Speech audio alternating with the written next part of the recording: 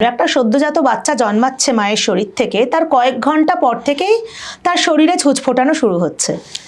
তো সেটা ঠিক এত জরুরি ভ্যাকসিনেশন জিনিসটা কেন, এটা যদি একটু বল। এই প্রশ্নটা খুব ইম্পর্টেন্ট।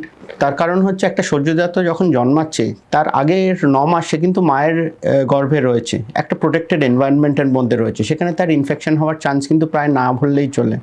কিন্তু সে যখন যেই মুহূর্তে বাইরের পৃথিবীতে বেরিয়ে আসছে সেখান থেকে ডে 1 থেকে তার কিন্তু বিভিন্ন রকম অসুখ বিসুখের সমস্যা হওয়ার সম্ভাবনা থাকে। আমরা সবসময় জানি যে একটা নিউবর্ন বা সদ্যজাতর কিন্তু নিজস্ব ইমিউনিটি বলে কিছু থাকে না, মায়ের দেওয়া যেটুকু ইমিউনিটি সেইটুকুই থাকে।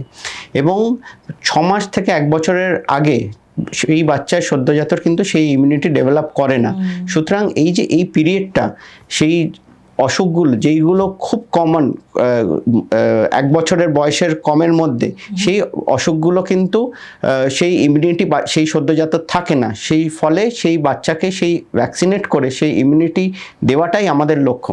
এখানে দুরকম ইমিউনিটি আমরা বলি মেডিকেল টার্মিনোলজিতে, আমি ডিটেলে বলবো না। একটা অ্যাক্টিভ ইমিউনিটি, একটা প্যাসিভ ইমিউনিটি। অ্যাক্টিভ ইমিউনিটি যেটা শরীরের নিজস্বভাবে তৈরি হয়, কিন্তু সেটা তৈরি হতে সদ্যজাতর অনেকটা সময় লেগে যায়। ফলে এই প্যাসিভ ইমিউনিটি আমরা ভ্যাকসিনেশন দ্বারা আমরা সদ্যজাতর শরীরে ইম্পার্ট করি, যাতে সে এই অসুখগুলো, যেগুলো কিছু অসুখ যেগুলো হাই রিস্ক অফ মর্টালিটি পর্যন্ত থাকে, সেইগুলোকে যাতে সেই সদ্যজাতর তার সঙ্গে লড়তে পারে। সম্পূর্ণ ভিডিওটি দেখতে ভিজিট করুন আমাদের ইউটিউব পেজ দ্য ওয়ার্ল্ড আরোগ্য।